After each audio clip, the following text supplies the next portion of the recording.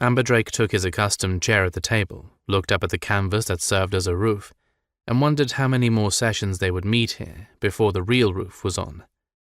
Right now the council hall was in a curious state of half-construction, because its ambitious architecture absolutely required the participation of mages for anything but the simplest of tasks to be done. The mages hadn't been able to manage more than the most rudimentary of spells for the past 6 months, not since the last mage storm. That left the council hall little more than the walls and stone floor, boasting neither roof nor any of the amenities it was supposed to offer eventually. But the completion of the council hall was at the bottom of a long list of priorities, and Amberdrake would be the last person to challenge the order of those priorities.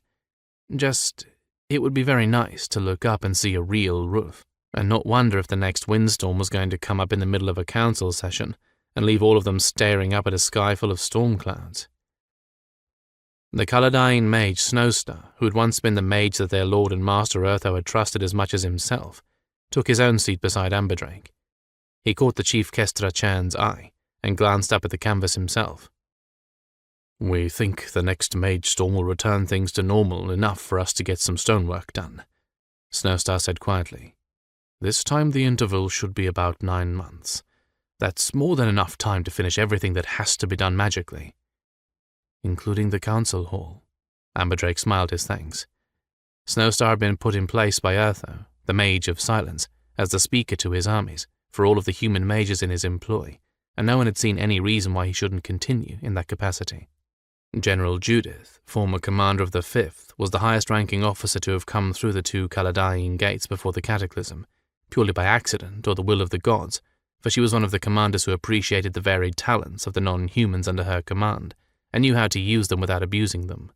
On Skandranon's suggestion, she had organized the Gryphons, the other non-humans who had served in the ranks, and the human fighters into a different kind of paramilitary organization. Judith's Silver Gryphons had acted as protectors and scouts on the march here, and served in the additional capacities of police, watchmen, and guards, now that they all had a real home. Amberdrake liked and admired Judith. I would have willingly named her clan sister, even if no one else had thought of the idea. Members of the Caladyne clan Keleshia comprised the bulk of the humans who had wound up together, and with no qualms on anyone's part, they had adopted the mixed bag of service fighters, mercenaries, Kestra Chan, and healers who had come through with them. The adoption ceremony had ended the us and them divisions before they began, forging humans and non-humans, Caladyne and Out clan, into a whole, at least in spirit, and the journey here had completed that tempering and forging. Well, that's the idealistic outlook anyway. Amberdrake did not sigh, but his stomach churned a little. Most of the people of White Gryphon were folk of goodwill, but some were not.